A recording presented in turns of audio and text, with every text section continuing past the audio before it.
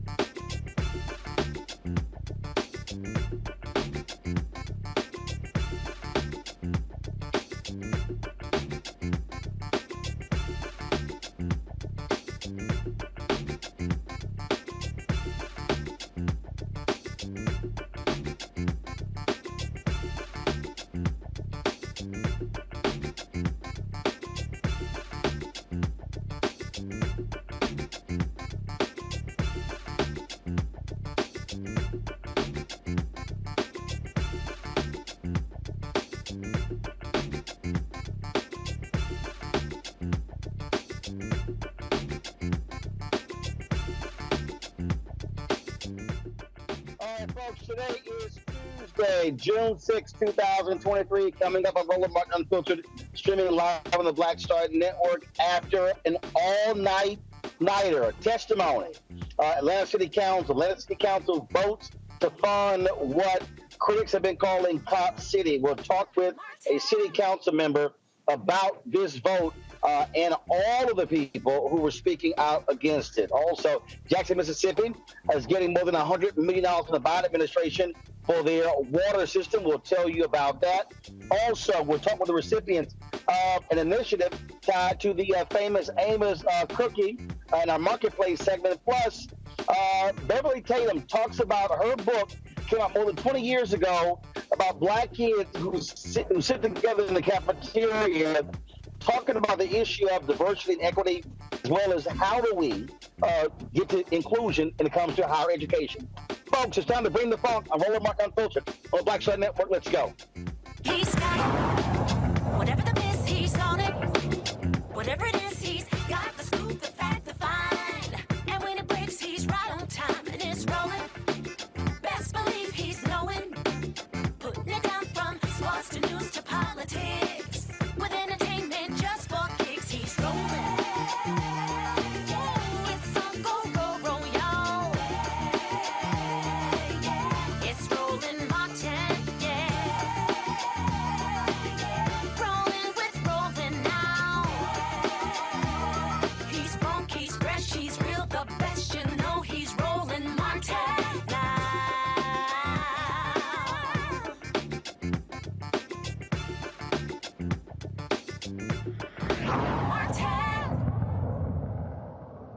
Additional discussion on the motion to adopt as amended. Hearing none, we'll move to a vote. Madam Clerk, please open the vote on the motion to adopt 23-0-1257 as amended. Open.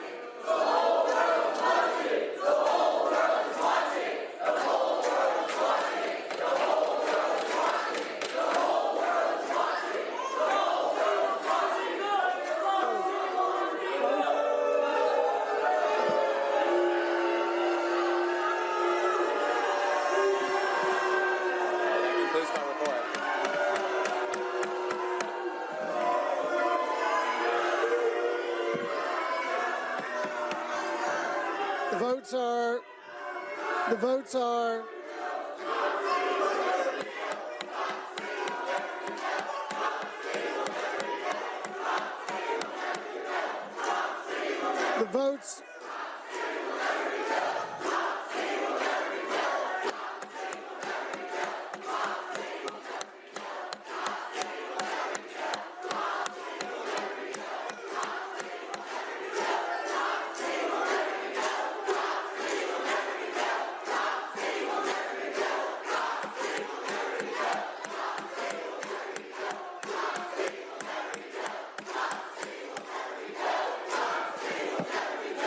Thank you. The vote is. Thank you.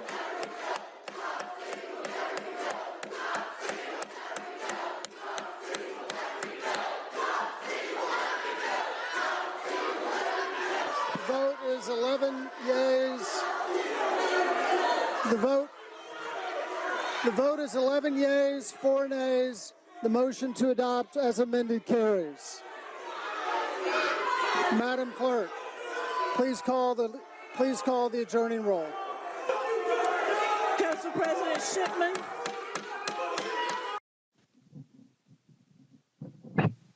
Folks, it was 4:30 in the morning when the Atlanta City Council took that vote 11-4 to fund what critics call Cop City, what the city calls a public safety center. It will train police and firefighters as well. It's going to cost about $90 million on this 85-acre land. It's going to be located in South DeKalb County, which is 94% African American. Folks, more than 1,000 people spoke. Nearly 15 hours of testimony of individuals coming up speaking against this. It has been very contentious there. Just a number of people were speaking. We were live yesterday at this time, and people were literally speaking at this time on yesterday. A lot of emotion, a lot of energy, yet the city council still chose to fund this by an 11-4 vote. One of the folks who actually voted against one of the four votes joins us right now. She is Keisha Waits, the member of the Atlanta City Council. Glad to have you here with us, Councilwoman Waits. So explain this again for people who not from Atlanta. Why was this so contentious? Mr. Martin, it was contentious for a number of reasons. And I first want to say that I respect the will of this body. I do. But it was contentious because there has been zero transparency surrounding this particular matter. Additionally, we were told that this would be financed with private and philanthropic dollars. That's changed daily. The price tag now is $67 million. I believe, as elected officials, we are charged with carrying out the will of the voters, right? The people who elected us to be here. And for whatever reason, it's my belief that what you saw yesterday was a punch in the face. There was 15 hours of comment. I heard 3 individuals that were for and supportive of this initiative. The other 600-700 people, I would say, were not. There was this narrative that these were outside agitators who were from other states. A dozen of the folks that were in the line that spoke, I know them personally. They're activists that live here in this city, and oftentimes we're on different sides of the issues. We don't always agree. But the one thing I think we all agree upon is that this is not something that needed to happen yesterday. So I'm confused. You're in the city council. How was there a lack of transparency? I've covered city council, county government, and how is it that you were confused by the details of this? To say initially it was supposed to be privately funded, and then what? Was it like an accounting error, or for folks that there was like an oversight? How do you overlook 30, 40, $50 million? Great question. This particular piece of policy passed during the previous Atlanta City Council. It came back up again because there was an additional $30 million that was needed. So the original 30 had been authorized previously, and there was a shortfall that needed to be made up, and they had to come back before the council. This initiative or project did not go through the normal procurement and contracting process. It has been completely clandestine. So who the contractors are, the folks who are being paid, who are working on this project, we have no knowledge of that. That is not a normal process that handles within city council. Wait, hold up. You're going to be spending $30 million of taxpayers' money, and you, how much? $67 million. So you're going to be spending $67 million of taxpayer money, and you don't have a way of tracking who is getting the money? Someone does, but the city council does not. Does the city? And is there a city official who has oversight of this? I'm confused. You know, I can't speak to that, Mr. Martin. And that's one of the reasons that, again, I was a hard no vote, because I believe that there were questions that had not been answered. I don't know if you're aware, but an activist, a protester, was shot on that property 57 times. This was not by an Atlanta police officer, but nonetheless, this young man was shot by law enforcement. And so it taints the entire process. We've called for an independent investigation to just simply ask, what happened? And, you know, there's a lot of clout surrounding that conversation. There are rumors of human remains being on that particular property because it's an old prison farm. So the reality is there's so many unanswered questions, and it's my belief that we just did not have the time necessary to answer all of these questions. For the record, my no vote was in no way a lack of support for our law enforcement communities. I am not anti-police. I do believe we need a facility, but I believe it should go through the normal channels and process where the public is engaged. They weigh in on the conversation. And that is normally what happens when you talk about something with this type of price tag. I've never seen this before. One of the reasons that people tune out of the political process is when this type of stuff happens, when we vote against their wishes, when we make decisions and not include them in it. I'm 50 years of age, seen this type of a political engagement in my political career. I was elected to the Georgia General Assembly in 2012 as a state representative, and I've never seen this type of outpouring. It's very clear to me the public had zero confidence in this project, and they did not want this to move forward. So what is next? Is that it? Well, you know, here's the thing. We have a strong mayor system. So at the end of the day, the buck stops with the mayor. The council voted this thing up 11-4. You know, there was no measures to come back to debate. I would have been fine with it going to committee to be discussed further. But, it appeared to me that there was no appetite to do that. So that decision has been made. And so we've got to deal with that. Oftentimes in government, we have unintended consequences. But here's the reality. I've got to work with my colleagues again because we have other conversations and other initiatives that we need to support. At the end of the day, I'm disgusted. I'm frustrated. I share the agitation that the consumer and the constituents have. And the goal is to figure out how we move forward. I believe that $67 million could have been put toward affordable housing. We have a massive homeless and unsheltered population here in the city of Atlanta because of our moderate weather. We need to address that. We have one level 1 trauma center here in Metro Atlanta, as large as our city is. 2 hospitals are closed, given the challenges of funding. Mental health is growing all over the country in terms of challenges. We had a gentleman, a shooter, a mass shooting here in the city of Atlanta. So mental health resources are very, very scarce. There's so many things that we could do. How about pay our law enforcement officers properly so they don't take on 2 and 3 different jobs? What about housing for individuals who want to live in the city and who are now priced out? There are 1,000 different things that we could have done given that type of price tag. Wow. All right, then. It's now last question. So you would say it's now in the hands of the mayor. What does that mean? What can he actually do? Can he kill it? Well, ultimately, the city council is a legislative acting body. They authorize the mayor to spend. So now he is the administrator. So he is now charged with carrying out, the policy or the legislation at hand. So these funds are now authorized. And so building is to move forward. They've already broken ground and cleared the trees. And so essentially the project will start. At this point, it's really ultimately up to the mayor to make those decisions. And it appears, based on what I've seen, the appetite that I've seen, and all of the movement, that they're moving full speed ahead. All right, Councilwoman, we appreciate you joining us to explain this. Thanks a lot. Thank you so much. All right, folks, got to go to a break. We'll be back on Roland Unfiltered right here on the Black Star Network. Don't forget, you're on YouTube, hit the like button. Also, folks, download the Black Star Network app, Apple phone, Android phone, Apple TV, Android TV, Roku, Amazon Fire TV, Xbox One, Samsung Smart TV.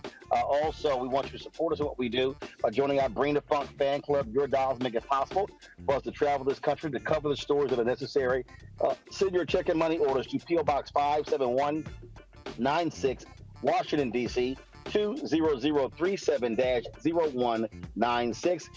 Cash App, $RM Unfiltered, PayPal R Martin Unfiltered, Venmo is RM Unfiltered, Zelle, Roland at RolandSMartin.com, Roland at RolandMartinUnfiltered.com, and be sure to get a copy of my book, White Fear, How the Browning of America is Making White Folks Lose Their Minds, available at bookstores nationwide. Download your copy on Audible. I'll be right back. Hatred on the streets, a horrific scene, a white nationalist rally that descended into deadly violence. White people are losing their damn minds. As an angry pro-Trump mob storms the U.S. Capitol, we're about to see the rise of what I call white minority resistance. We have seen white folks in this country who simply cannot tolerate black folks voting. I think what we're seeing is the inevitable result of violent denial. This is part of American history. Every time that people of color have made progress, whether real or symbolic, there has been what Carol Anderson at Emory University calls white rage as a backlash. This is the rise of the Proud Boys and the Boogaloo Boys. America, there's going to be more of this. Here's all the Proud Boys, guys. This country is getting increasingly racist in its behaviors and its attitudes because of the fear of white people. The fear that they're taking our jobs, they're taking our resources, they're taking our women. This is white fear.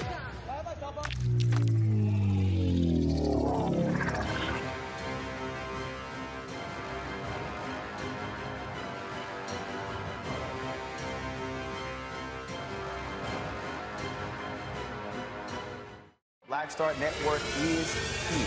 Oh, no punches! I'm real revolutionary right now. Thank you for being the voice of Black America. All momentum we have now, We have to keep this going. The video looks phenomenal. See, there's a difference between Black Star Network and Black-owned media and something like CNN. You can't be Black-owned media and be scared. It's time to be smart. Bring your eyeballs home. You dig? And I'm Dr. Terrence Ferguson. And you're tuned in to Roland Martin, Unfiltered.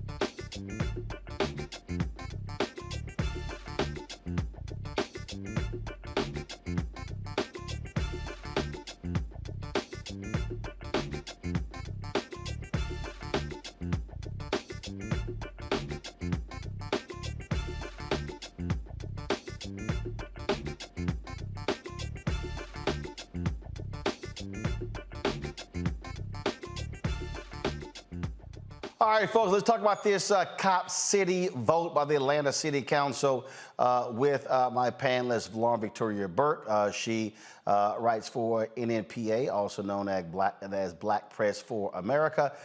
She comes to us out of Arlington, Virginia. Also, Dr. Larry J. Walker, assistant professor, University of Central Florida. Glad to have both of you here.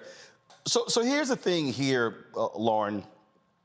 Lots of energy, a lot of people who were activated by this, who were angry, who were upset by the building of this. So listen to that city councilwoman, and I'm just trying to understand, how do you not have all of the information, but you're voting?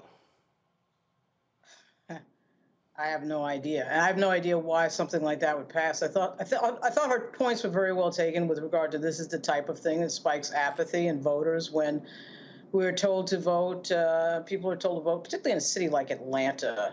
This is a city, it's not just any city, it is the Black Mecca, in the United States.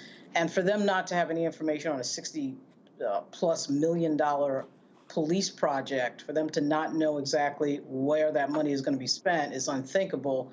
I've never heard of that happening any time in the last maybe 10 to 15 years. You've got to be kidding me. You're obviously accountable to your constituents to tell them what you're voting on, why you're voting on it. And typically on a vote like this with that much money involved, you almost have to vote no simply because you can't answer any of those questions when you get them from constituents. The idea is you have a 15-hour session that goes on that long with that much emotion and only 3 people stood up, according to the councilwoman, and were in favor of Cop City. I mean, that would tell you that, something is wrong. And, our political system, unfortunately, puts forward a lot of actors that are, committed to the go along, get along establishment wings of the respectable political parties. So you've got a situation where the types of people who come into elected office quite frequently tend to sort of go along with the program and not question. And when people see that and this level of a disconnect, which has been going on for months, as everybody knows, with this particular project, That's a huge problem. That's a absolutely huge problem. And to your point, Roland, I don't understand how they could have had this vote and gotten to this point, knowing we've been talking about policing, for years now, obviously since the death of George Floyd specifically, but we've been talking about policing in Black communities and the way police work and treat our communities for years. And for this to happen in this way in Atlanta, of all places, is pretty amazing. It really is amazing. Larry. Roland, in watching the interview, I was just as confused as everyone else about the process. I'm assuming there's some kind of mechanism in place where this appears to may have been fast-tracked. Obviously, she highlighted that $30+ million had already been appropriated. They appropriated an additional, $30+ million. And then she indicated that, the mayor obviously makes the final decision. But once that money's been appropriated in the process, the trees have already been cleared. We already know this is going to be built.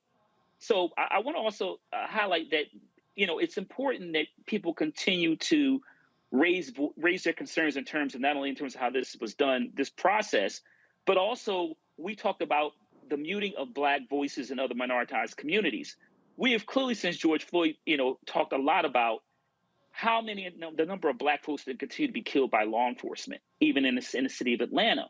So to ignore those voices, to pass this amount of money, or provide this a lot amount of money, an 11-4 vote clearly highlights that they're not listening to their constituents. And so the next step for those who are activists is to, whenever the next election rolls around, to vote those people out.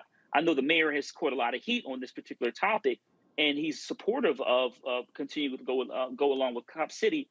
But the bottom line is we know that, providing, and we talk about training of additional resources, does nothing to put the lives of Black and other folks' lives in danger. And so I hope, like I said, these activists continue to apply the pressure. But hearing the city council person's conversation about how this played out legislatively is unclear. And I think I would be interested in having her, maybe not her coming back, but I'd like to hear from some of the folks that voted in the affirmative for this, Roland. I really like to hear what they had to say and their reasons for supporting this. Well, pushback. We tried to get them, but the reality is we reached out and not a single person who voted for this will come on the show. What a shock. That's not surprising. Yeah, well, because they don't want to be on the record, Roland, obviously, on this issue, because it's extremely hard to explain why you would be voting for a single project that is over $60 million.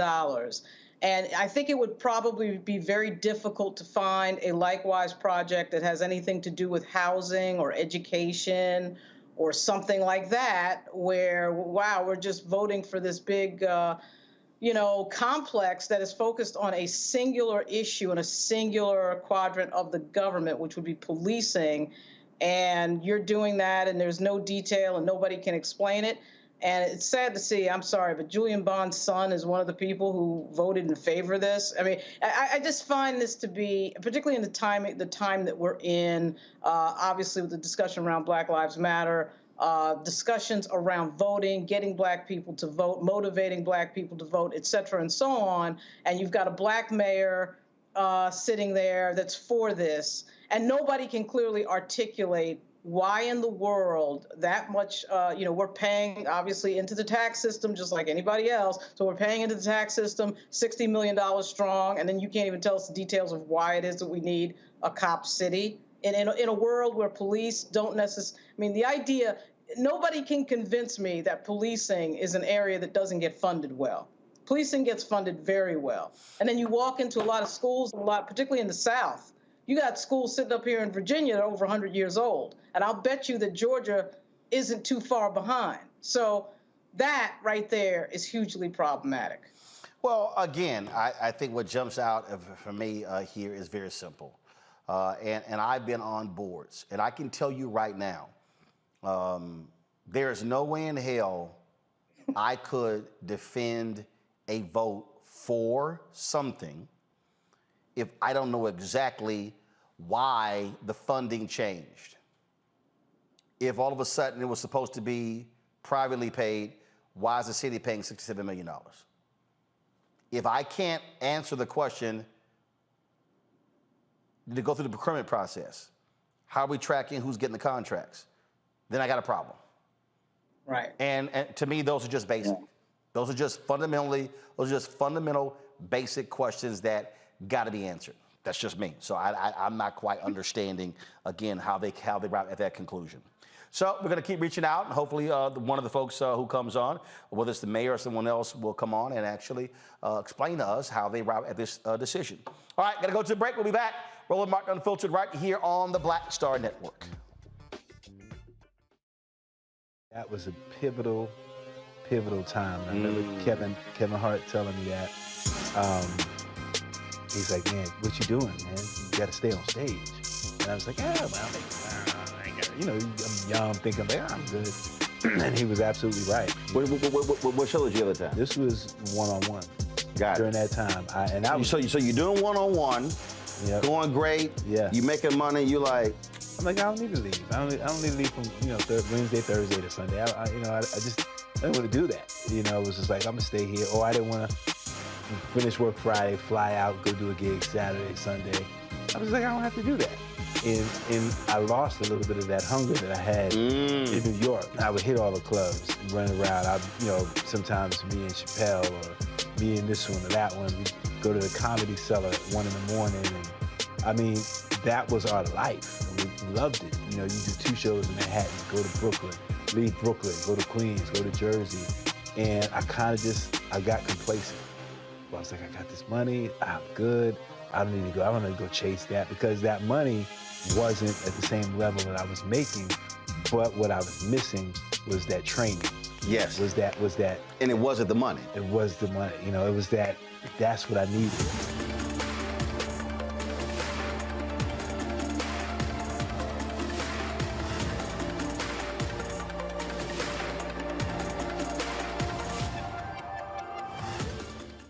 Next on The Frequency, right here on the Black Star Network, Janessa Hubbard. We're talking about the ride or die chick. We're breaking it down. The stereotype of the strong Black woman. Some of us are operating with it as if it's a badge of honor. Like, you even hear Black women like aspiring to be this ride or die chick, aspiring to be this strong Black woman trope at their own expense. Next on The Frequency, right here on the Black Star Network. What's up, everybody? It's your girl, Latasha from the A. And you're watching Roland Martin Unfiltered.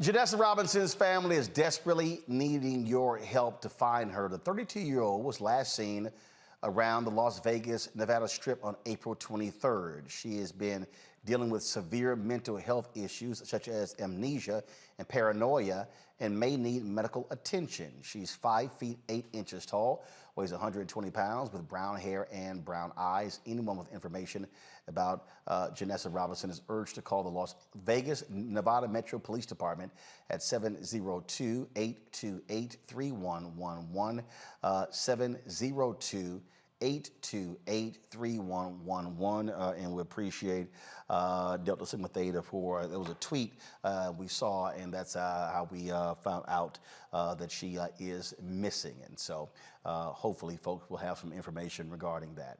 Jackson, Mississippi is getting a much needed financial help to rebuild the city's water infrastructure. President Joe Biden is awarding $115 million in federal funds. That money is part of the $600 million in appropriations funding approved by Congress last year. The water system of the majority Black city of nearly 150,000 residents nearly collapsed last summer due to major flooding and years of infrastructure neglect. Residents were left without clean and safe drinking water for days during its initial failure in August and have continued to face disruptions. Folks, the mayor in the state with the nation's largest unhoused population will lead the U.S. Conference of Mayors Task Force on Homelessness. LA Mayor Karen Bass was appointed chair during the U.S. Conference of Mayors meeting. Following the announcement, Bass made this statement: "I look forward to locking arms with mayors throughout the country and organizing this task force to secure national resources and change in national policies to allow us to bring more of our unhoused constituents inside. Bass met with federal and local leaders, including HUD Secretary Marsha Fudge, and participated in a forum on regional strategies to reduce homelessness. A recent Department of Housing and Urban Development assessment report found that nearly 600,000 Americans are unhoused on any night.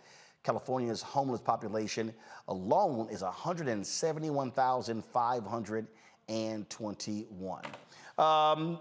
Here's the question, Larry. If we talk about the issue of homelessness, I think there are a number of factors we got to factor in. You have to deal with the mental health issue. Okay, you got to deal with that. You have to deal with a number of these folks are veterans, and so when you begin to talk about this problem, people complain about the problem, but are light on solutions. Yeah, you have to, first of all, it's really great that, in terms of when she ran for mayor and even now, that Mayor Bass is focused on unhoused. And you're right, Roland, this is a complex issue. I think one of the other things we don't really talk about, you gave that statistic in terms of those individuals who are unhoused nationally and in the city of LA, is how many children are unhoused and the impact it has on pre-K through 12 schools. So, and I think the other thing, Roland, we need to talk about, this is an indictment on our economic system. That's really what it comes down to. You can't be the most prosperous country in the world and then have, nearly 1 million people in this country who are unhoused from day to day. And this is, Roland, this is a problem that's been going on for years. And most jurisdictions like LA and other large cities have pretty much ignored. They complain about it and often try to use police to take those who are unhoused and jail them, which really creates a cycle. But I'm glad that she's, this is her platform. She's embraced this. She's the right person to oversee this panel for the Conference of Mayors. And obviously she can lean on certainly her experience as former CBC chair in terms of her leadership experience.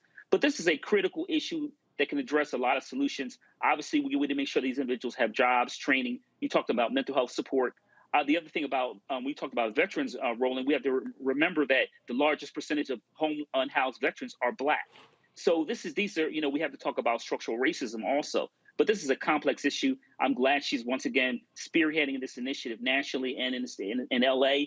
But this is an issue we really have to talk about in terms of addressing it from an economic perspective, in addition to mental health and some of the other issues.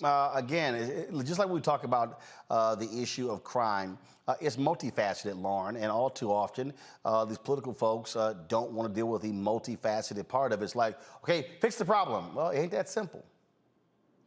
No, it's not simple. There's a lot to say here. We have money for all sorts of things in this country. We certainly have money for foreign aid. We certainly have billions for Ukraine. We certainly have money anytime we want to have money to send it to some emergency thing, right? So we basically have a policy going on in a lot of these major cities that is criminalizing poverty and specifically criminalizing homelessness. We certainly see that in Washington, D.C., where the policy seems to be to get the homeless out of sight. And in certain places in D.C., particularly in the middle of the city, right down the street, actually, from where you are, Roland, they cleared a park not too long ago at 15th and K. I suspect they did that because we're entering the tourist season right now. And so you have a bunch of tourists coming into Washington, D.C., and I think the mayor and the president didn't want anyone to see the reality of tents going up all over Washington, D.C. and near the State Department on Virginia Avenue. And it's embarrassing, quite frankly, because nobody has an answer to it. But I have a hard time believing when I see some of the appropriations for these cities and these states that they have absolutely no answer for homelessness. You got to be kidding me. And Wayne Turnage and Mayor Muriel Bowser in Washington, D.C., this is the nation's capital, a capital of wealth and a capital of affluence, and yet nobody has any answers for this other than let's get these people out of sight. It has become epidemic in California and in New York. And as somebody who has a residence in Virginia and New York and a small place in D.C., I would say that I don't see anybody having any solution to this, but we got to get real. I mean, we definitely have solutions for everybody else's countries when we're sending them money, so I don't know why we can't find a solution here. I just think it's a lack of ingenuity and frankly, a sort of loathing of poor people that we as a nation, I mean, we are a survival of the fittest nation. You know, we are an absolute survival of the fittest nation, and we don't care about poor people. And we're getting close to stating that. I mean, we saw a homeless guy get choked to death on a New York City subway, and we had the mayor and the governor go silent and say absolutely nothing and act like it was just okay somehow. So then finally they sort of woke up, you know. I mean, everybody knows that had that been some Wall Street broker, that would not have been the reaction. So, you know, there's some things here that are underlying this that I think don't get talked about often enough. Roland, can I ask something really quick? Yeah, go ahead. I think the point my colleague just made is really important. This really comes down to will and worth.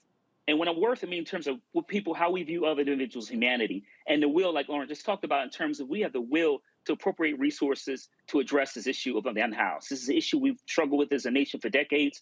And we have to look at our will to address this issue and how we view the humanity of other individuals. Indeed. All right, folks, we got hold on one second. We got an update on the death of D.C. high school English teacher Keenan Anderson, who died in Los Angeles police custody in January. L.A. medical examiner's autopsy report indicates Anderson's manner of death was undetermined. However, the cause was listed as the effects of cardiomyopathy or an enlarged heart and cocaine use. Anderson was visiting family members in Los Angeles when he was stopped on suspicion of causing a hit-and-run traffic accident in the Venice area. Anderson ran, and officers tried to detain him by tasing him 6 times on January 3rd. Anderson's death prompted an outcry over the LAPD's use of force, as he was one of 3 deaths at the hands of the LAPD just days into the new year. The family has filed a $50 million lawsuit against the city of Los Angeles. Also, folks, a class action lawsuit accusing Florida of discriminating against Florida A&M will be allowed to proceed. A Northern District federal judge, Northern District of Florida judge, rejected the state's request to dismiss the suit of 6 students from Florida A&M filed in September. The lawsuit names the state of Florida, the State University System's Board of Governors, and its Chancellor, Ray Rodriguez, the State Board of Education, and its Commissioner, Manny Diaz Jr., and Republican Governor Ron DeSantis as defendants. The plaintiffs demand that the state commit to equity in its support of HBCUs and seek injunctive relief under Title VI of the 1964 Civil Rights Act. The complaint shows a $1.3 billion discrepancy in funding received compared to the University of Florida from 1987 to 2020. A 2022 study by Forbes found that Florida A&M received $2,600 less per student than the University of Florida in 2020. Larry, your thoughts on this suit? Yeah, I'm glad the judge let this suit go through. I've actually really written about this topic a lot. And a lot of what we see is in terms of, FAMU being a land grant institution, is that the federal government offers us a portion and the state is supposed to match. And often with land grant institutions like FAMU throughout the country, the states don't do that. You see with Tennessee State and the hundreds of millions of dollars the state owes them there. So I'm really excited about this lawsuit. We had this lawsuit that was settled in Maryland with HBCUs in 2001, and also the Fordyce decision, Supreme Court decision in 1992. So I look forward to this case continue to move forward, and hoping that the students from the FAMU to file this lawsuit are successful. Lauren. Yeah, I mean, it reminds me of the Maryland situation, and hopefully they'll be successful. And it's good to see that the suit is going forward because, everything about these allocations is about money. And when the money is not equal, it makes no sense. And I can't wait to hear their argument why the money isn't equal. You're absolutely right. And look, I mean, whether we talk about Maryland, whether we're talking about Tennessee State being owed $500 million. Look, going all the way back to the Mississippi lawsuit that Alvin Chambliss led there. That was historic as well. I mean, again, that's what we're looking at. That's what we're facing. And I've said that every single state, we should be looking at these type of lawsuits to make sure these HBCUs are properly funded by the state because, look, we know how they've been underfunded from the beginning. And so at the end of the day, it's always about following the money. All right, folks, got to go to break. When we come back, more on Roland Martin Unfiltered on the Black Star Network. When you talk about blackness and what happens in black culture, we're about covering these things that matter to us, speaking to our issues and concerns. This is a genuine people-powered movement. There's a lot of stuff that we're not getting. You get it, and you spread the word. We wish to plead our own cause. Too long have others spoken for us. We cannot tell our own story if we can't pay for it. This is about covering us. Invest in black-owned media. Your dollars matter. We don't have to keep asking them to cover our stuff. So please support us in what we do, folks. We want to hit 2,000 people, $50 this month, raise $100,000. We're behind 100,000, so we want to hit that. Y'all money makes this possible. Checks and money orders go to P.O. Box 57196, Washington, D.C. 20037-0196. The Cash App is $RM Unfiltered. PayPal is R Martin Unfiltered. Venmo is RM Unfiltered. Zelle is Roland at RolandSMartin.com. On the next, A Balanced Life with me, Dr. Jackie, beware the generational curse. They're everywhere, in our families, in our workplaces, and even in our churches. It's like a minefield, identifying the curse and knowing what to do about it. When we're talking about generational patterns, oftentimes we get locked into those patterns because we don't want anyone to say, oh, you acting brand new, or you doing something different from how this is how we always did it. It's okay to do something different in order to get the results that you want to see in your life. That's next on A Balanced Life on Black Star Network. Hey, it's John Murray, the executive producer of the new Sherry Shepherd Talk Show. You're watching Roland Martin Unfiltered.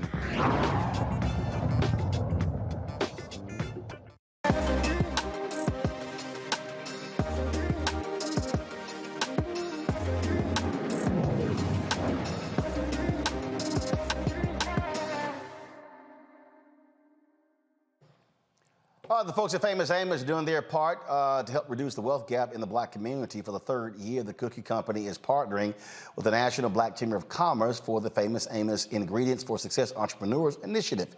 The national grant competition awards 3 black early-stage business owners with $50,000 in unrestricted business capital and business and mentorship resources. Joining me are Rashta Patel, the VP of Marketing for Famous Amos, and Tracy Green, the co-founder and CEO of Vontel Eyewear. They Cycle 1 grant recipient and current Ingredients for Success judge. All right, so let's talk about this. So first of all, how many folks were you looking at for this grant this year?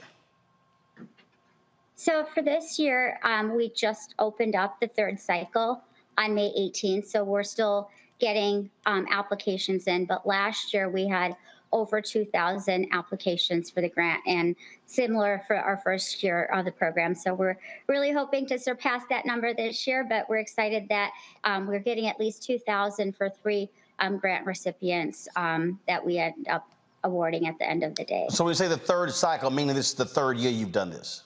Correct. All right, so you open in May 18th, and then what's the deadline? June 23rd. June 21st? 23rd. 23rd. Now, so are there minimum requirements to apply? So the minimum requirements, first, you must be in business 5 years or less. We want to make sure that we are focused on Black-owned businesses, so it must be 90% Black-owned business. And you must be 21 at the time of the application.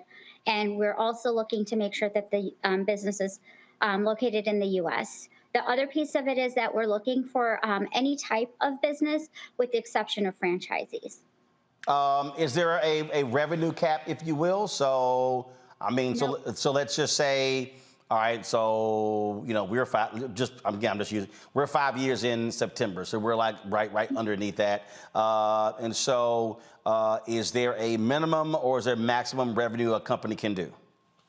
No, there isn't. It really is about supporting a small startup business. So if you've been successful in exceeding a certain capital threshold, we're not going to really hold that against you. It's really about making sure that in the early stages that we're able to provide resources while everything is anchored on that $50,000 grant. Our biggest achievement is that we've partnered with the National Black Chamber of Commerce to provide more than just the monetary funds. It's about the networking. It's about the mentorship. It's about giving them the resources. Even if you go on the website, you'll see that we've put a lot of resources like how to write a business plan for the folks that are applying just for the application, right? So the resources are there for everyone. And ultimately, some of the other mentorship and networking come to you when you ultimately end up winning the grant at the end of the cycle. So you had 2,000 apply, and then how many did you pick? So we narrow it down to 10 finalists. And then from those 10 finalists, we are asking them to put in a essay to share with us why they should win. So the first round is that they have to give us a 90-second to a 2-minute elevator pitch on why they should win the grant. And this should include things like what is it that they're going to plan to do with that funding, what their passion is for, what their business objectives are. And ultimately, that helps us narrow it down to 10. And then once we're narrowing it down to 10, we're able to move into the final cycle of awarding the 3 recipients. And yeah, you're on our website. So the website has a lot of this information. It's Famous Amos Ingredients for Success.info, where not only do we have all of the application requirements, but also the deadlines. And we've also placed all of the 10 finalists from our last 2 cycles so that people are able to go and see what they put in for their application video, as well as the submission on the forms that they filled out. Tracy, you went through this process. How has it elevated your business?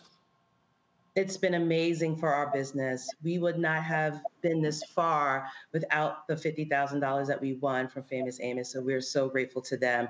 Every Black business needs 3 things. You need opportunity, you need funding, and you need support. And we had a great opportunity when Nickelodeon came to us and wanted us to do glasses for them. But of course, we didn't have the funding and we needed the support. And Famous Amos gave us both of those things. And we were able to create a line for them. And now we're into our 2nd year with Nickelodeon. We started out with SpongeBob and Rugrats and Baby Shark, and now we're up to Paw Patrol and Teenage Mutant Ninja Turtles. So it really has helped us grow. What size businesses do you think really should be going after this grant? Actually all sizes. Like I said, you need the funding, you need opportunity, and you need support. And when you're a new business, 1 year, 2 years, even 3 years in, it's a hustle. And it's really hard to turn that dollar. And in order to make more product or get more distribution or whatever you need funding. You need to make money to make money. You got to have it there to actually make more product. So I would say all sizes is welcome. Questions from our panel. Lauren, I'll start with you. But clearly you would not have a huge business. I mean, this sounds like something that would be geared toward smaller size businesses, correct? And also, can someone talk about why no franchises? So the reason that we chose not to do franchises is, as I mentioned before, it's about providing resources to have sustainable growth.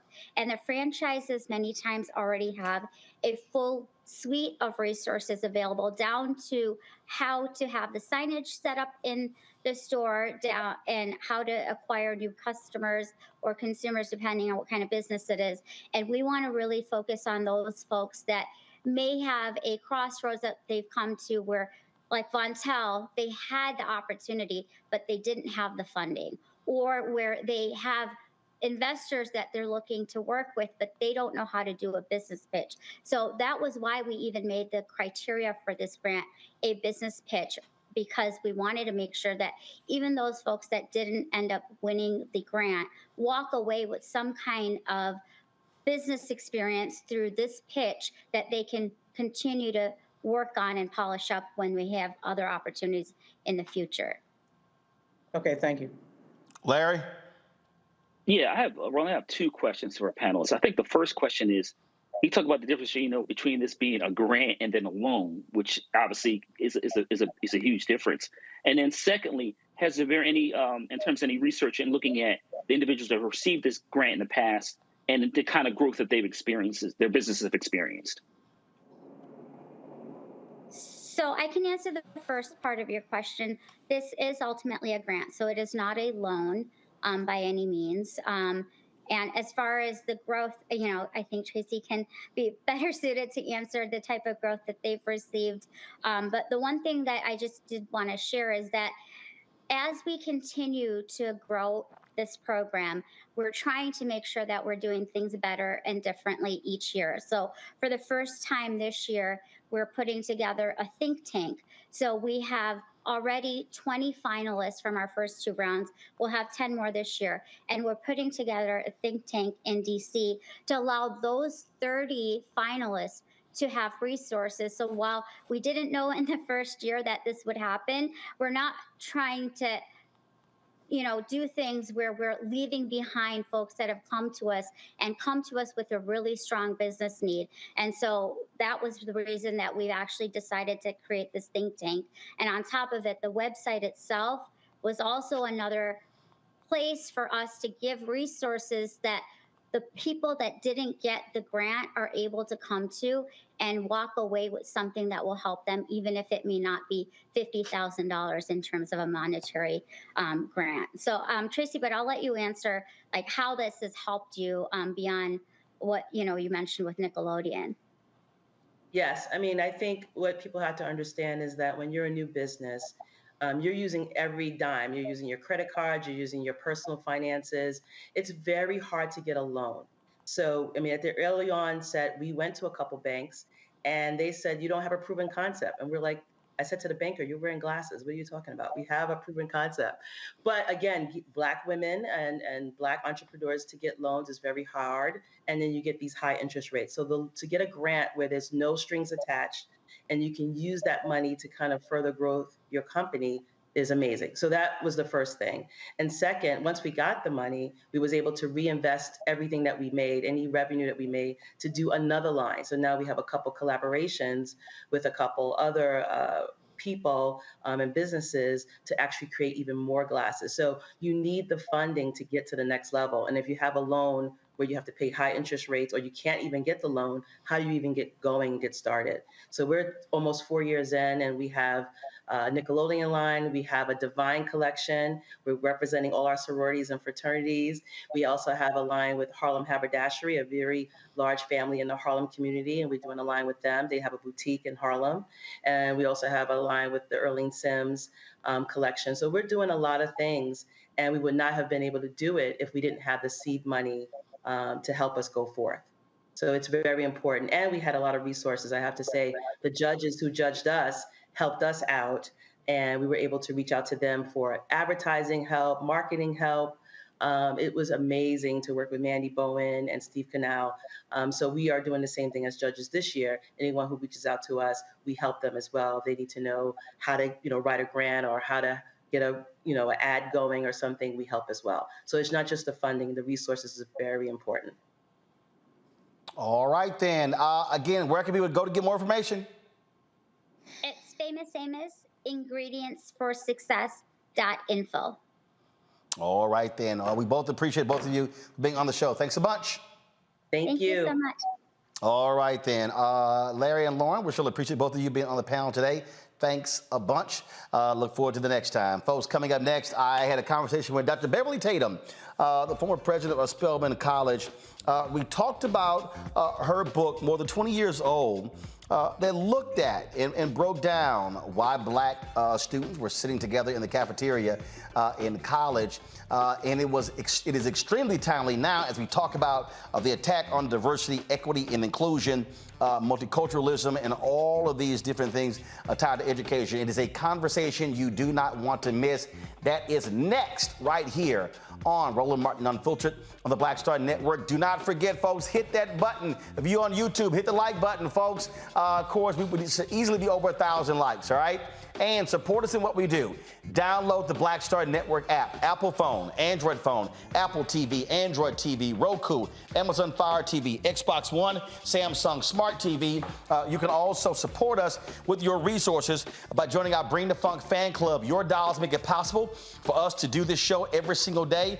Folks, the cost is real, $190,000 per month. And so we're out here fighting the battle for advertising dollars, but trust me, your dollars are also critically important to help sustain us. Y'all have been phenomenal since we launched this show September 4th, 2018, but the support needs to continue. Our goal is to get 20,000 of our fans on an annual basis contributing at least $50 each. That's $4.19 a month, 13 cents a day. Send your check and money orders to P.O. Box 57196, Washington, D.C., 20037-0196. Cash App, $RM Unfiltered. PayPal, R Martin Unfiltered. Venmo is RM Unfiltered. Zelle, Roland at RolandSMartin.com. Roland at RolandMartinUnfiltered.com. And don't forget, get a copy of my book, White Fear, How the Browning of America is Making White Folks Lose Their Minds, available at bookstores nationwide. You can also get it Amazon, Barnes & Noble, and of course, you can get it from Target. Download your copy on Audible. We'll be right back. On the next Get Wealthy with me, Deborah Owens, America's Wealth Coach, are you working hard and yet your performance doesn't reflect your paycheck? On the next Get Wealthy, you're going to learn some savvy career moves so that all your efforts actually show up in your bank account. Joining us is the founder of a career network, and she's going to share the 3 R's of accelerating your financial growth. Here's a tip as well. If you are an individual contributor and you desire to be a leader, do the work where you are now. Because if you do the work where you are now, when you do reach the level, you'll be prepared to stay there. Right here on Get Wealthy, only on Black Star Network. Next on the Black Table with me, Greg Carr. The Supreme Court is back in session. God help us all. It is no exaggeration to say that this current session could completely reshape this country and redirect our future for generations to come. And not in a good way. We invite Dr. Valeethia Watkins and Professor Angela Porter, our legal roundtable, back to the show to put it all in perspective. That's on the next Black Table. Please don't miss it. Right here on the Black Star Network. Farquhar, executive producer, a proud family. You're watching Roland Martin Unfiltered.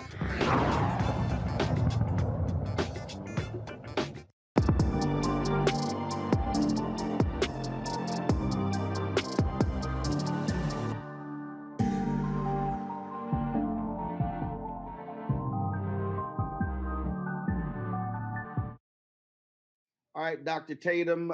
Before we get into your book, the anniversary, I gotta ask you just your take on just the sheer craziness that we're now seeing with Republican attacks on diversity, equity, and inclusion. I mean, my God, we're dealing with the banning of books, and now they want to defund libraries, and I mean, it is just madness in higher education, anything dealing with the issue of race and education.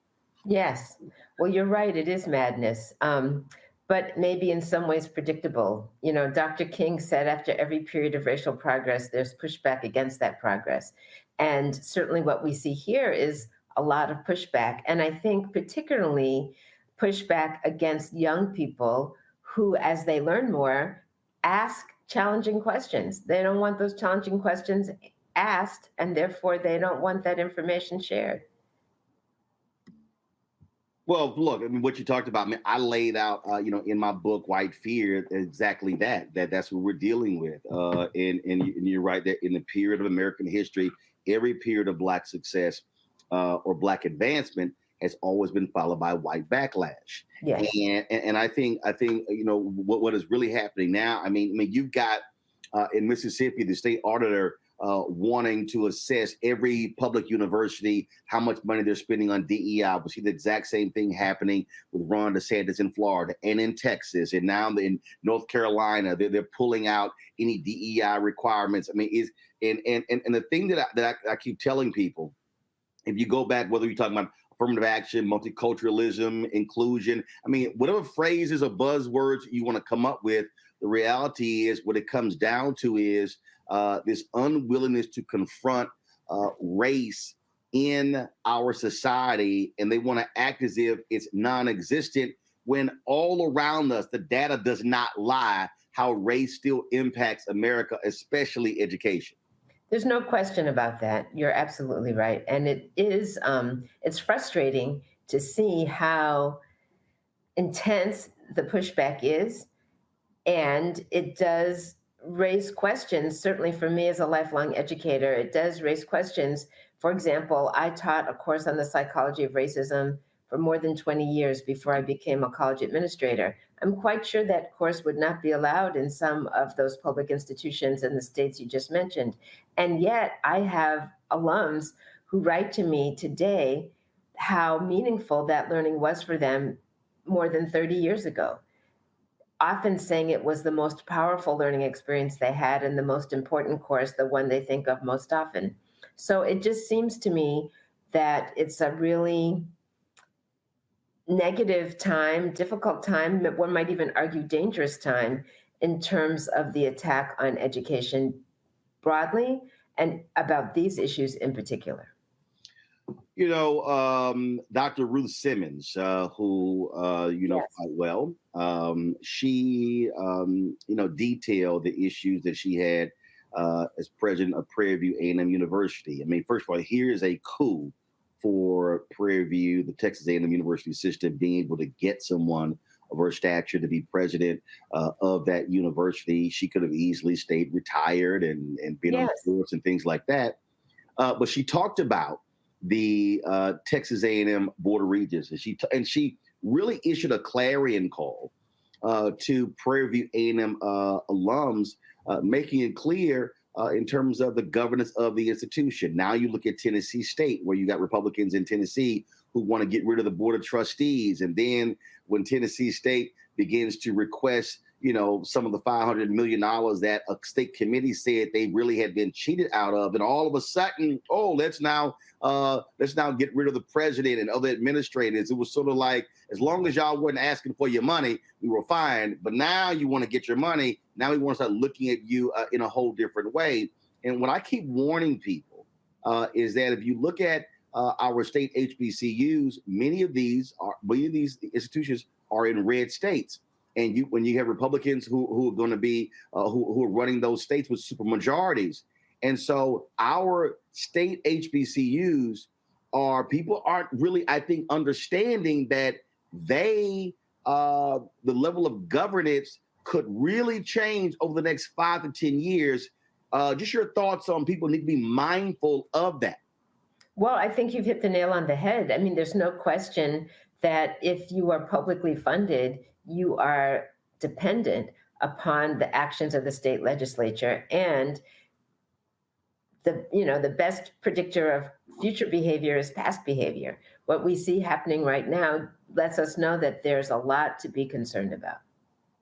Absolutely. It's so when you talk about, so first of all, your book title, why are all the Black kids sitting together in the cafeteria of the conversations about race? It has been 20 years. Are you still surprised that it resonates as deeply and profoundly today as it did when it first came out? You would think, again, people always would say, oh, but things have just changed so much, Doc. Well, it's interesting to just think about that for a moment. I wrote the original version of that book in 1997. Bill Clinton was the president. He had just launched his initiative on what he called his presidential initiative on race. He said, now's the time for us to have a conversation about race because we're at peace and we're experiencing prosperity. And it's a good time for us to take a look at that difficult issue in our society. A lot of people don't remember that he even launched that initiative, but he did that, and it just happened to coincide with the release of my book in that fall of 1997. Fast forward 20 years to the release of the new version, the one you have, which came out in 2017. And in between that time, 97 and 2017, there was not only Bill Clinton, but George W. Bush, there was Barack Obama, and then finally Donald Trump in the White House. Each one of those presidencies representing something different about where we were as a nation and how we thought about the world. And so it's just really interesting to think about that question, why are all the Black kids sitting together in the cafeteria? A question that people often asked me in 97, they could still ask me today in 2023, because of course, Black students in high school and college do gather together, particularly if they're in predominantly white settings and feel isolated or marginalized, but particularly in the context of what we were just talking about, the attack on African American studies, for example, the desire not to include Black history in the curriculum, the push to not even have conversations about race and the way race impacts people's lives every day. All of those decisions tell Black students in particular, you are not part of our curriculum, you don't belong in this story, maybe you don't belong in this school. That sense of belonging is important to people. And when you don't have it, you seek out others with whom you can experience it. It's easy to explain why the Black kids are sitting together in the cafeteria, but especially now in the political context in which we find ourselves. But here's the thing. But here's what I find to be really interesting, though. It's not even really just in academics. I mean, the reality is, if you go on jobs, I don't care where you go. The reality is, people tend to gravitate to like-minded. I always say when we're in the workplace, in many ways, those are involuntary places, meaning you don't really control who's around you, but who you eat with, you do. And so we see this exact same thing in the workplace, largely whites eating with whites, Blacks eating with Blacks, white men largely eating with white men, white women largely eating with white women, and people sort of gravitate to, I dare say, their tribes. Sure. And there's nothing inherently wrong with that. I mean, people often ask the question as though it was something we should try to prevent.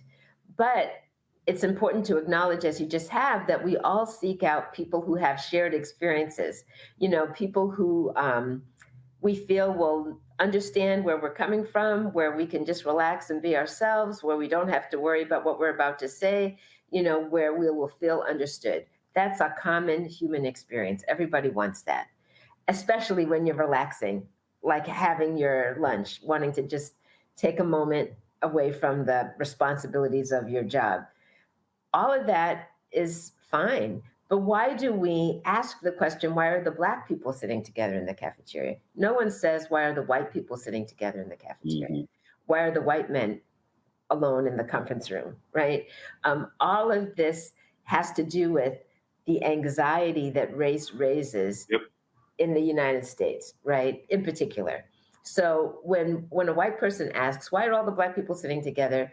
It might be their desire to see more integration. When I would walk into a school that was desegregating, for example, back in the 90s, and somebody asked that question, it was usually because they were thinking, gosh, we're trying to bring kids together. Why are they still separating? At the same time, sometimes it's an expression of anxiety, like, what are they talking about? What's going on over there? I don't know what's happening. Is there a threat to me? Sometimes I use as an analogy the experience if you travel to a foreign country and you don't speak the native language. You're an English speaker, you don't speak the language, and you happen to be at the airport and you hear other people speaking English. You're going to be drawn to them because they're going to understand you. It's not that you're rejecting the people who speak the language you don't know. It's just that you feel more comfortable with people who have experiences like yours. What I often say is not, why are all the Black kids sitting together in the cafeteria? Where are the Black kids sitting in the classroom? Which classrooms are they in? Are they being tracked out of the AP and honors classes? Are they involved in classroom activities where kids are working across lines of difference? These are the things that educators should be asking about.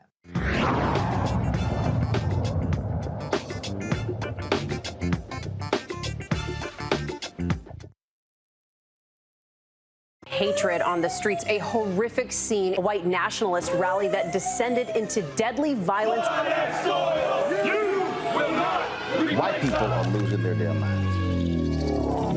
An angry pro-Trump mob storms the U.S. Capitol. We've seen We're about to see the rise of what I call white minority resistance. We have seen white folks in this country who simply cannot tolerate Black folks voting. I think what we're seeing is the inevitable result of violent denial. This is part of American history. Every time that people of color have made progress, whether real or symbolic, there has been what Carol Anderson at Emory University calls white rage as a backlash. This is the rise of the Proud Boys and the Boogaloo Boys. America, there's going to be more of this. Here's all the Proud Boys, guys. This country is getting increasingly racist in its behaviors and its attitudes because of the fear of white people. The fear that they're taking our jobs, they're taking our resources, they're taking our women. This is white fear.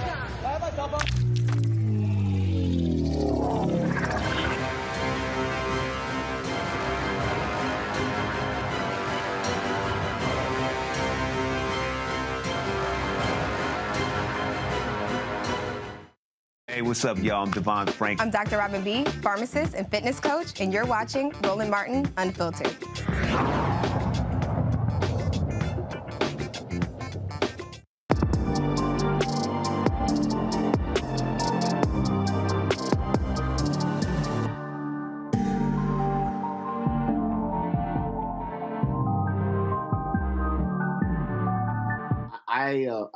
I was at I think we had a National Association of Black Journalists regional conference several years ago.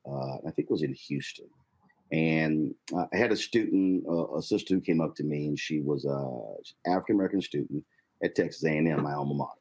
Mm-hmm. And she came up to me and she said, "Hey, I'd love to talk to you." She said, "I often hear you talk about when you were at A&M and your experience." And she said, I'm just she said, what bothers me is, when, I go into the cafeteria and she said, I see the white students and they don't want to sit with us and they don't speak to us. And I was like, okay. And so she was just talking about how that really bothered her. I said, so I'm curious. I said, have you ever went to go sit with them? She's like, what do you mean? I said, well, if you're in the cafeteria, have you ever walked over and said, "Hey, love to sit here"? And she was confused. I said, has it dawned on you that you're going to a university and just like a lot of the Black students who come from largely Black places, I said, your white counterparts are coming from largely white places as well? And she says, what do you mean? I said, well, it's literally the same thing. The fact of the matter is, where we grow up largely is racially exclusive. I said, and so typically you're living in places that are mostly white or mostly Black. I said, so I'm curious, you're asking of white students to do what you won't do. And she was just shocked that I said that. And she said, I never actually thought about it. I said, when you go back, I said, literally, just try it. You may be shocked with the response. And it was, and the thing that she was putting the onus on white students to come sit with her, and she never, ever thought of herself, I could go sit over there as well. Yes. I just found it was just a fascinating conversation we had. And then how she was just how she literally was like, I never even thought to even do that. Yeah. Well, your example is a good one in this sense. As you said, most people grow up in racially segregated communities. That's the nature of residential segregation in the United States. almost anyone you talk to will have grown up in a neighborhood that was predominantly some group. They may have been one of the few, like I grew up as one of the few Black people in a predominantly white town. You might be a white person who grew up as one of the few white people in a predominantly Black community, but most people are growing up in pretty segregated environments. And as a consequence, their experience with people who are different from them, different religiously, different racially or ethnically, is pretty limited. Colleges and universities offer one of the best opportunities for students to connect across lines of difference. But a lot of times, institutions think, we'll just, bring them all together, put them in the cafeteria, put them in the residence hall, put them in the classrooms, and the rest will take care of itself. But there is some learning, some scaffolding is the term I like to use, some help that students need to really learn how to connect across those lines of difference, particularly in a society that is so contaminated by racial stereotypes and racist thinking that many of us have absorbed. In my book, I talk about it like breathing smog, not because we want to, not because we're bad people, but because that's just what we've been surrounded by. It's like breathing the air. So all of this misinformation about people different from ourselves is part of our socialization. And we have to figure out, how do I move past that to make meaningful connections? And colleges and universities have a opportunity, I would argue a responsibility, to try to create those opportunities for that kind of learning. However, often the people who are doing that kind of scaffolding, that kind of experiential learning, sit in the DEI office, sit in the places that many public institutions are now saying, we don't want that, we don't need that, we're getting rid of that. And that means that some of the learning that we could really benefit from is not going to take place. So let's talk about what I like to call fake inclusion. And so what I mean by that is, so I'm giving a speech, and this was Wilmington, Delaware. Mm-hmm. And it was their annual MLK program. And so we're on stage, and so they had this sort of this Q&A, and then in the Q&A first, and then they had my keynote speech. And so they had all these students on stage, and they're Black, they're white, they're Asian, they're Latino, and they're all sitting here. They're talking about all this racially diverse school, and they're going on and on and on about how wonderful things are. And I'm standing there going, this is some bullshit. People are lying. I'm like, people are lying. So when they go through the part, so I get up and I start asking questions. And what's funny is, again, with your book title, I literally go right to, I said, I'm just curious, who do y'all eat with?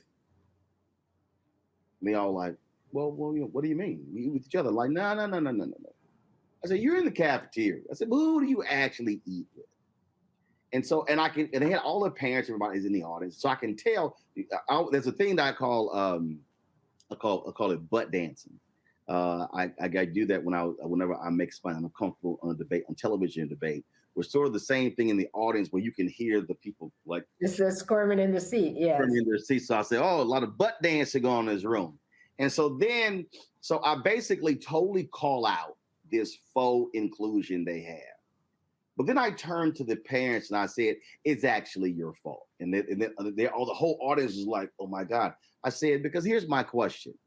Who sits at your dinner table? Yes. I said, who do you invite over to your house? And they also like start like, they didn't want to like look at each other, but they would like sort of like, where in the hell is he going? I said, the reality is we're having a fake inclusion conversation up here because y'all are perpetrating a fraud by saying that, oh, everyone is getting along. I said, when in fact of the matter is, I said, you're not eating together, you're not communicating. I said, you're going your separate ways. And I said, and you adults, I said, you literally are not inviting people of other races to your house for dinner. I said, so who are you actually fooling? That completely changed the entire program. And they were like, I can't believe you went there. I said, because I can't have these fake diversity conversations and we're not going to be real. Yeah, well, you're exactly right that there was a survey that I cite in my book that talks about the fact that 75% of white adults reported in this survey, was a national survey, of, who do you spend time with? Who's in your social network? And 75% of white adults reported not knowing any people of color, basically, that everyone in their social network, their neighbors, their friends, everyone they hung out with, all of those people were white. And so if that's your experience as an adult, it's likely your child's experience too, because even if they're going to a school that's got some diversity in it, who they're playing with in the neighborhood, who's coming over for the birthday party, all that kind of stuff is likely to be pretty homogeneous, pretty racially homogeneous, which is why 75% of white people can say they don't have white friends. Don't have friends of color. So, but on the other hand, parents who have relationships, real relationships like the kind you're talking about, where people come over to the house, where you do things together, people who have cross-racial relationships have children with cross-racial relationships. Now, Jim Wallace told me this story. I got a kick out of this. So Jim said whenever he's invited to someone's house for dinner, Jim says, I like to go look at and granted, this is before streaming. He said, I want to look at their album collection. Mm-hmm. He said, and this obviously before streaming, he says, I want to look at their VHS tape or their DVD collection. And he said, then I want to look at their libraries. And he said, because he said, the music you listen to, the movies you watch, and the books you read also is the greatest tell as to how diverse your thinking is. And I thought that was fascinating, how that he said he did that, but it's actually true in terms of what we listen to, watch, and read is a clear example of really who we are. For sure, yes. It's definitely a reflection of culture. It's definitely a reflection of socialization. A friend of mine recently had a baby, and I like to give new parents books for their babies, those hard cardboard, thick page books that you can read with an infant. And this particular book of baby pictures the book was called Smile, and it had pictures of all these different smiling babies. But on the cover, there was an Asian baby. And my husband said to me, is the baby, are the parents Asian? And I said, no. And I said, why did you think that? And he said, because there's a, Asian baby on the cover. And I said, yeah, but look through the pictures, there were kids of all backgrounds. It just happened to be that the Asian one was on the front. And the parents I gave the book to happened to be Black. But the point of giving that book is that it's important for babies to see faces of all kinds. We have a friend, a young psychologist, her name is Dr. Charisse Pickron. She studies babies and how they come to understand racial differences. And one of the things I learned from her was that babies notice physical appearance, right? They notice physical features, and they grow comfortable with the faces they see most commonly. Of course, their parents' faces. So if the family faces are all one kind, if the friends' faces are all one kind, they learn to recognize those kinds of faces. They're suspicious of faces that look different. That doesn't mean the babies are, quote, prejudiced, but it does mean if you want your children to be accepting of other people, introduce them to their images early on, because it makes a difference in how comfortable they feel around people who look different from themselves.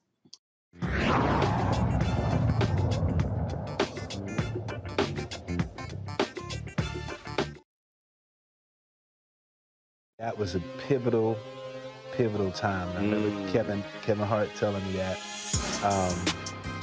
He's like, man, what you doing, man? You got to stay on stage. And I was like, yeah, well, I'm young, thinking, like, I'm good.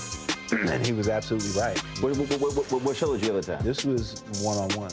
Got it. During that time. So you're doing one-on-one, going great. Yeah. You making money. You like. I'm like, I don't need to leave. I don't need to leave from Wednesday, Thursday to Sunday. I didn't want to do that. It was just like, I'm gonna stay here. Or I didn't want to finish work Friday, fly out, go do a gig Saturday, Sunday. I was like, I don't have to do that. And I lost a little bit of that hunger that I had in New York. I would hit all the clubs, run around. Sometimes me and Chappelle or me and this one or that one, we'd go to the Comedy Cellar at 1 in the morning. And I mean, that was our life. We loved it. You do 2 shows in Manhattan, go to Brooklyn, leave Brooklyn, go to Queens, go to Jersey. And I got complacent. I was like, I got this money, I'm good. I don't need to go chase that, because that money wasn't at the same level that I was making, but what I was missing was that training. Yes. Was that. And it wasn't the money. It was the money, it was that's what I needed.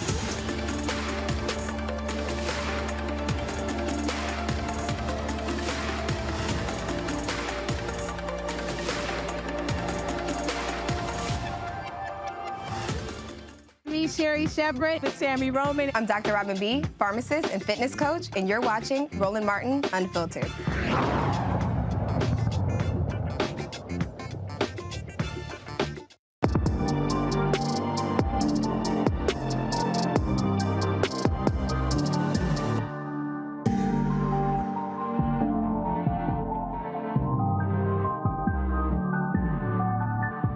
I think about who was the rapper?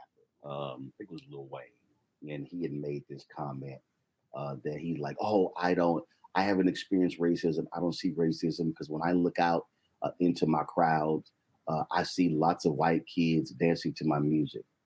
And of course, I had to laugh at that because Lil Wayne clearly was utterly and completely clueless about the reality that if you were Harry Belafonte or Dorothy Dandridge or any singer in the 30s, 40s, 50s, and 60s, you could look out and see a whole bunch of white kids dancing to your music, and they can be racist as hell.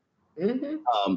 And I think that's also part of this. You alluded to this earlier, where you said a lot of educators just figure, hey, look, just put them all in the same room is going to sort itself out, when the reality is that is not the case. Just because that a person is bringing their racial views, their gender views, with them, and they can sit here and say, like, "Oh, I like you, I enjoy your company, but there's you still can't be around me." I guess that was a scene from One Night in Miami, where there was this white guy who befriended Jim Brown, and talk about how he greatly loved and respected Jim.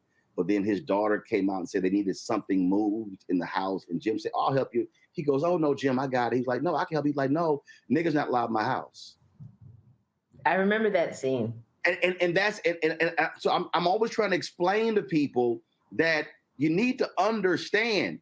So somebody could give you the veneer of, "Oh, no, we're friendly," but they still are carrying that other thing around that is still there. And so we can't just make these just automatic assumptions that, oh, everything is great, wonderful, and perfect. No, you still got to break those internal walls down. Yes. And that's one of the things that people find so difficult to do. One of the points of my book, I often describe my book as having 3 parts. I like to call them what, so what, and now what. And the first part is what? What is racism and how does it operate? How do we understand it as not just somebody's individual attitudes, but really something that exists that is reinforced systemically by policies and practices in our environment and in the images we see and the comments we hear people make as we're growing up. It's part of the air we breathe. And that systemic experience leads to the so what. So what does it mean in terms of how we think about ourselves, in terms of our own racial or ethnic identity, and how we think about other people and how we interact with them? Much like the example you gave of the young person who, you said, well, have you ever considered sitting at their table? That is part of the so what in terms of how we've been socialized and how we think we're supposed to engage or interact with others. And then the part of the book that's the now what. Now, what do we do about it? If we recognize it as a problem, what do we do to interrupt it? And that part, trying to excavate our own assumptions, our own biases, that's hard work. And it's part of the work that, many people are saying, you know what, it makes me uncomfortable. I'd rather not do it. Thank you very much. Just let me go on about my business. And you know what, if you don't talk about it, I won't have to think about it. So let's just make it hard for people to have these conversations. But in fact, the conversation is necessary in order to move us forward. I'm sure this has happened, but give me an example where, and knowing you, I know you did this. An example of you're somewhere, and it's a conference or it's a meeting or whatever, and you literally saw your book in action, and you were like, yeah, we're about to break this up. We're about to mix this up. Give me an example where that happened, and what was the reaction with these so-called well-meaning people who you were with. I'm going to give you a different example, but it speaks to your question.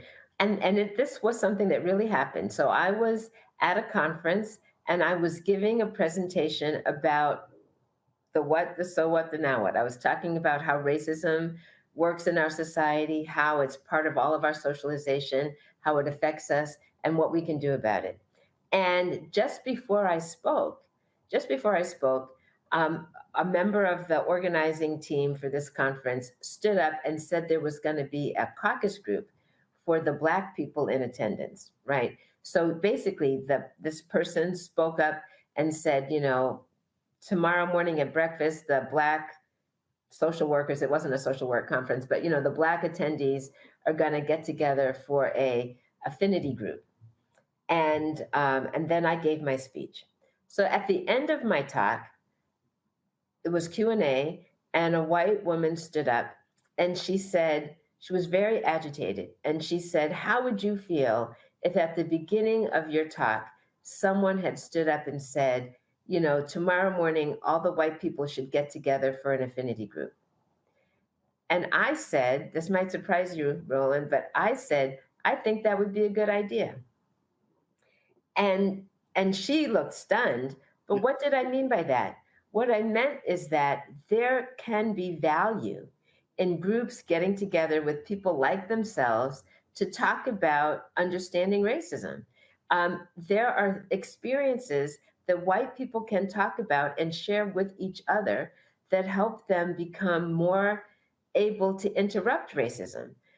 Some of that scene you talked about from the movie with Jim Brown.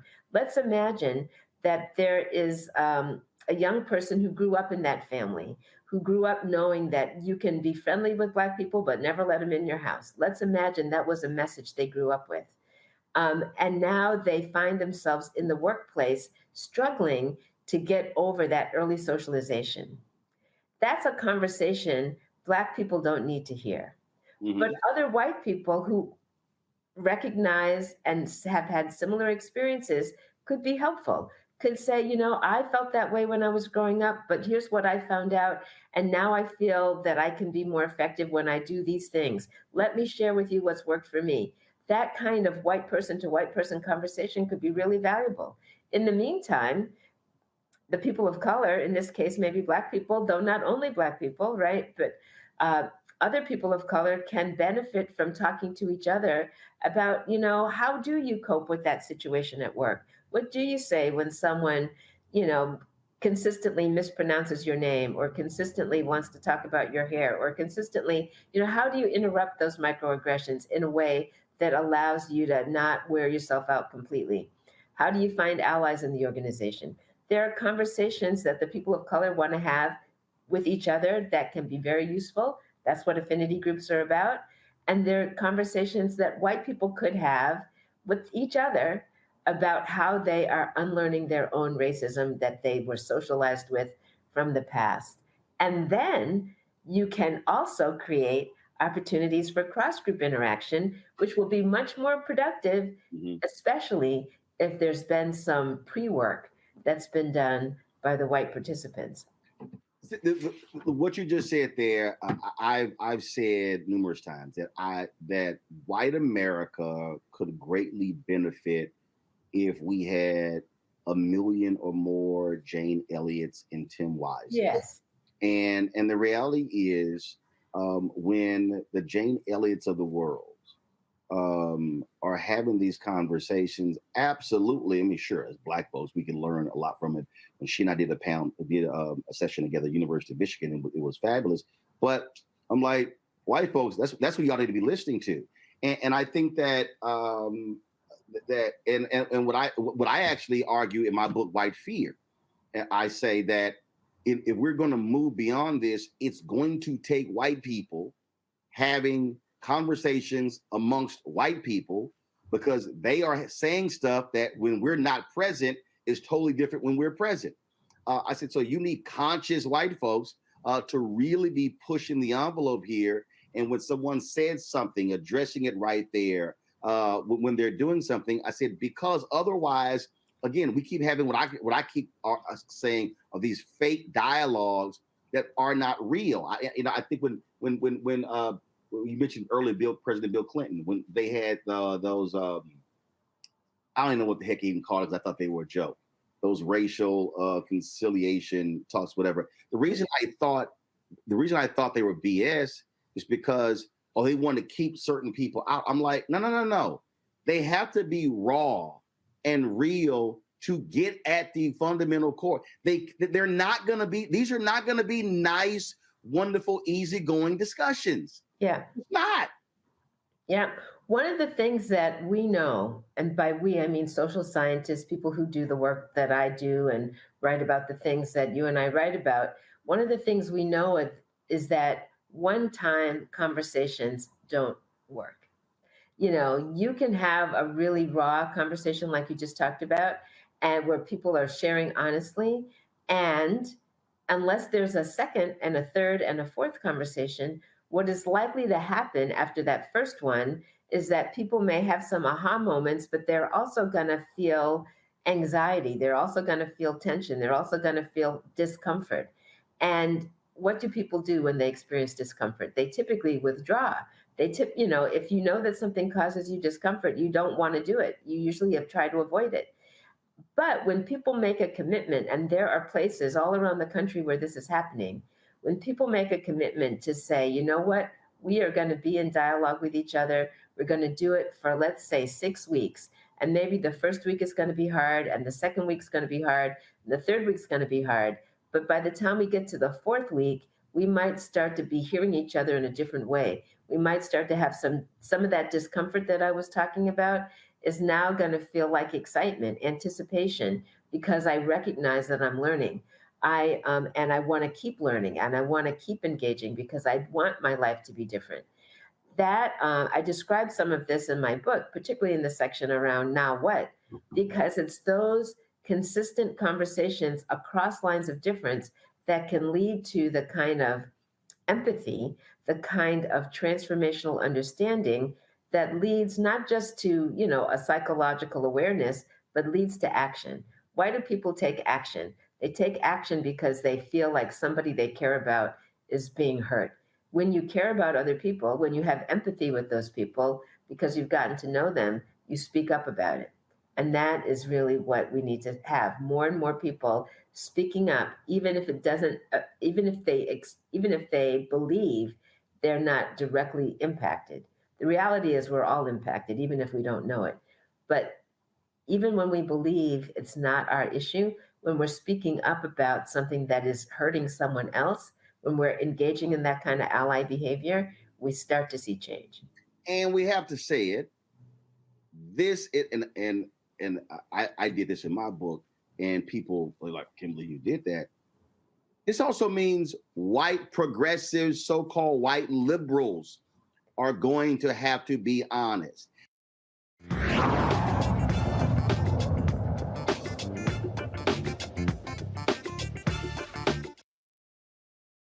Coming up next on The Frequency, right here on the Black Star Network, Shanita Hubbard. We're talking about the ride or die chick. We're breaking it down. The stereotype of the strong Black woman. Some of us are operating with it as if it's a badge of honor. Like you even hear Black women like aspiring to be this ride or die chick, aspiring to be this strong Black woman trope at their own expense. Next on The Frequency, right here on the Black Star Network. I'm Faraji Muhammad, live from LA. And this is The Culture. The Culture is a two-way conversation. You and me. We talk about the stories, politics, the good, the bad, and the downright ugly. So join our community every day at 3 p.m. Eastern and let your voice be heard. Hey, we're all in this together. So let's talk about it and see what kind of trouble we can get into. It's The Culture, weekdays at 3, only on the Black Star Network. Bruce Smith, creator and executive producer of The Proud Family, Louder and Prouder, and you're watching Roland Martin Unfiltered.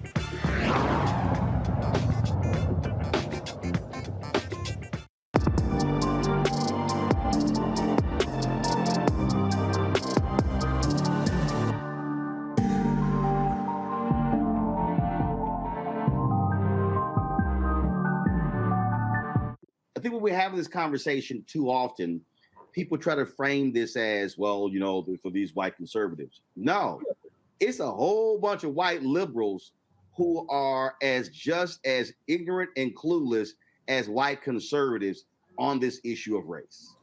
In my experience, it is often the people who think of themselves as most progressive who are the most resistant to new information. In a way, because they feel like, yeah, I get that. I understand that. You don't need to tell me. I got it. Right. But as opposed to someone who knows they don't know. I don't know. I haven't had this conversation. I never talk about these things. We all need a kind of humility. Everybody has something to learn. And if we understand that, it makes the conversation that much more useful. You talked about, in terms of, King called it, where do we go from here? And you say, what now? What I'm seeing, and some will say, dang, Roland, you're a pessimist. I'm like, no, I'm a realist. What I'm seeing is that all these assumptions, as we move closer to 2043, we're going to become more racially, you become more, whites will not be the majority, how things are going to get so much better. And yes, things have indeed gotten better. Things have improved. But I do believe that there is a hardening that has taken place. Yes. And that hardening of hearts and minds is tied to power. It is tied to money. It is tied to, we have run this. This shit has been ours. And our view has dominated everything. And we ain't trying to share with nobody. And I just think that is that we have to confront that aspect, because here we're sitting here going, African Americans, Latinos, Asian Americans going, hey, we now have a voice. We now get to have a say so.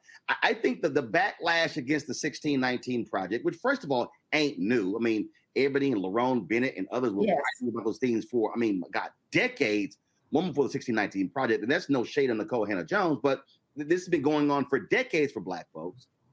But I really think it all struck a nerve, because they really were like, how dare you now redefine what we have already defined? And I think that hardening is what people are going to have to confront as we move over the next, I would say, 20, 30, 40, 50 years. One of the things we haven't talked about, which I think is related to that hardening, is the population change, right?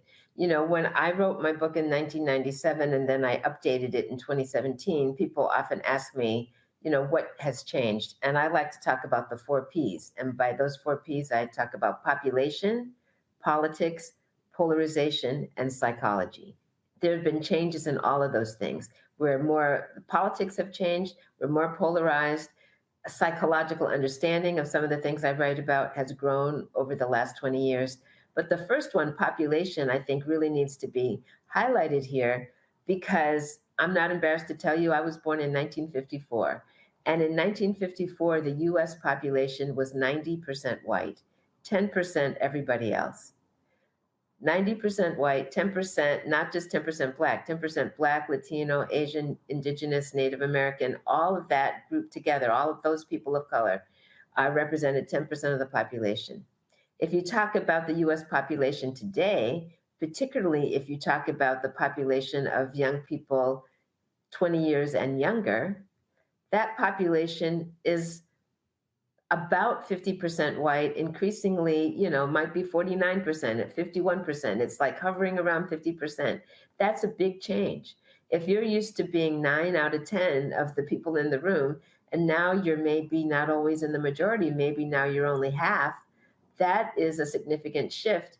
And your title, the book of your book is titled White Fear. There is fear in that sense. You hear it when people talk about, the population is changing. We don't want more immigration. When Trump said, why can't we get immigrants from Norway? That was all about, we don't want the racial character of our nation to continue to change. Yep. But the world's population is a Black and brown population in majority, right? So unless you're limiting yourself to, Europe, you're gonna have that kind of diversity. And unless we change how we do things around here, those Europeans are perfectly happy where they are. So all of this is to say that shift in our population is something that we don't often name, but I think is driving a lot of this hardening. Absolutely. And that was the core of my book. And I just had to say it. I'm like, y'all, this is what's going on. Yeah. And I think as African Americans, we've got to also stop being in la la land. Yeah. And what I mean by that is, you've got, and I get it. I mean, each successive generation doesn't want to relitigate what happened in the past. But the reality is, what I say to young African Americans today, wake the hell up. Like you better connect the dots between what happened 150, 200, 300, 350 years ago to what's happening now, because literally it's right before you. I mean, what you're seeing now is the exact same thing that happened after Reconstruction. Yes. Exact same thing that happened after World War I, after World War II, after the Black Freedom Movement, some call the Civil Rights Movement. I'm like, y'all, this ain't no different. And so if you look at how we dealt with that, how we got through that, it gives you a blueprint to know how do we move forward. And I just think that there are some people who there's some African Americans who kind of like, oh, Roland, you bring up the history stuff, it really doesn't apply. And I'm like, no, actually it does. Yes. No, I often say, we hear that expression, those who don't know their history are doomed to repeat it. I like to say those who don't know their history don't recognize when it's repeating. And it's important for us to understand.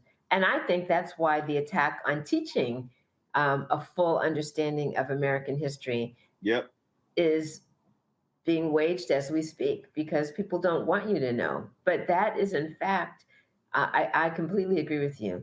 If there's, people often ask me if I could change education in some way, what would I do?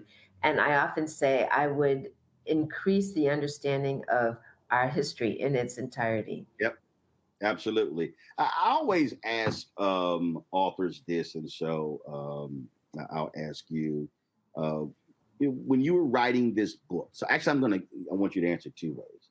Okay. One, what was your wow moment as you were researching and writing this book? What was there something that, again, caused you to go, wow?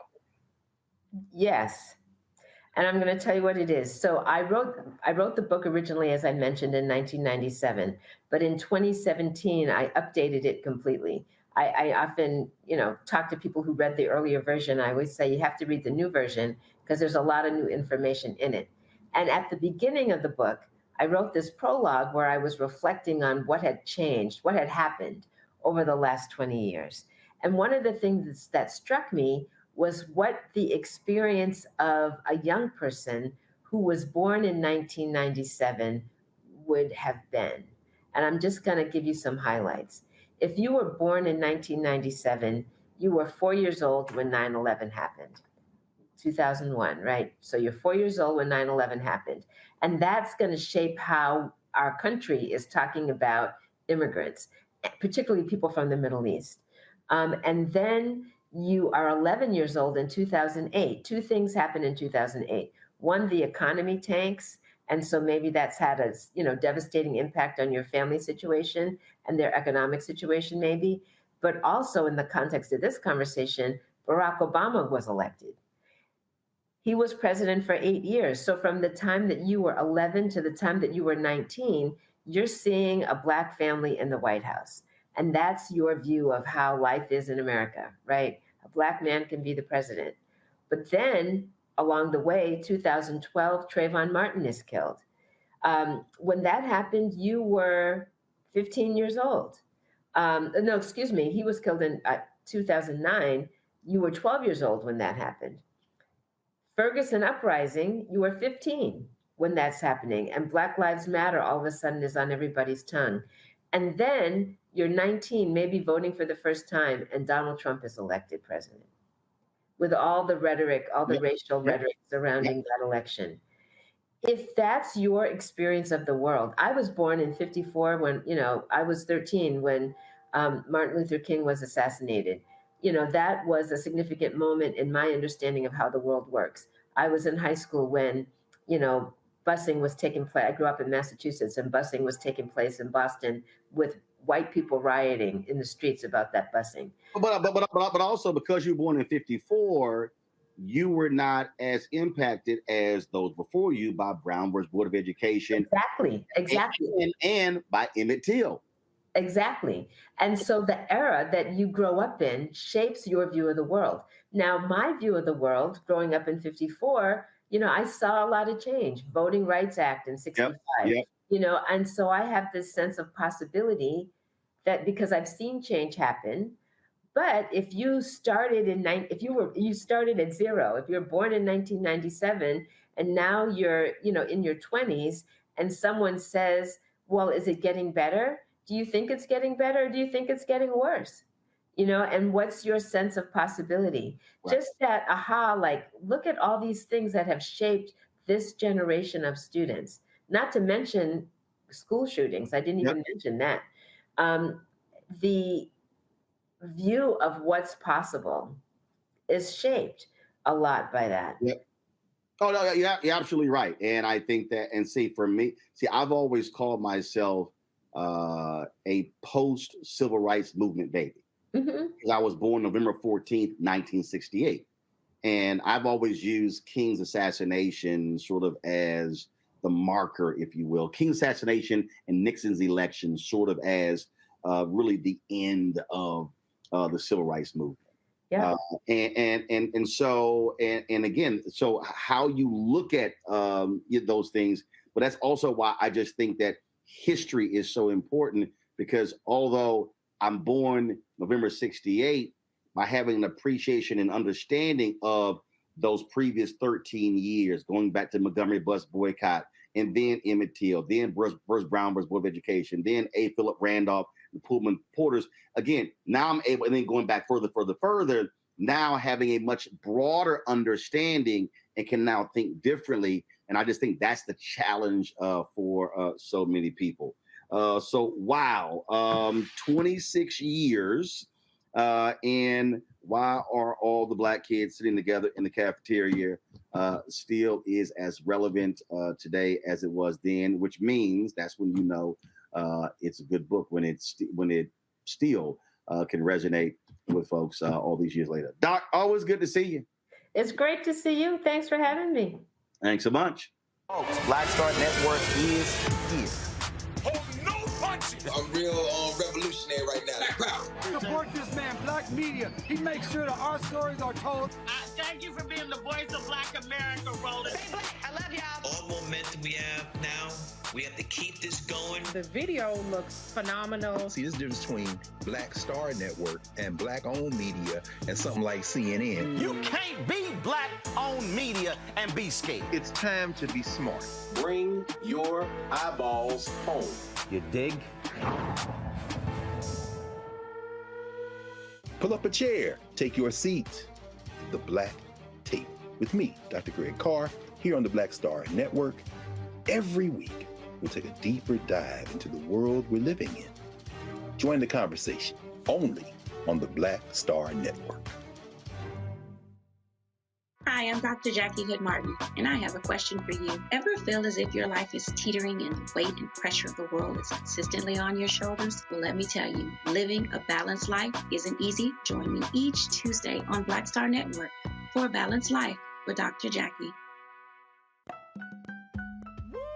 We're all impacted by the culture, whether we know it or not. From politics to music and entertainment, it's a huge part of our lives, and we're going to talk about it every day right here on The Culture with me, Faraji Muhammad, only on the Black Star Network. I'm Deborah Owens, America's Wealth Coach, and my new show, Get Wealthy, focuses on the things that your financial advisor and bank isn't telling you, but you absolutely need to know. So watch Get Wealthy on the Black Star Network.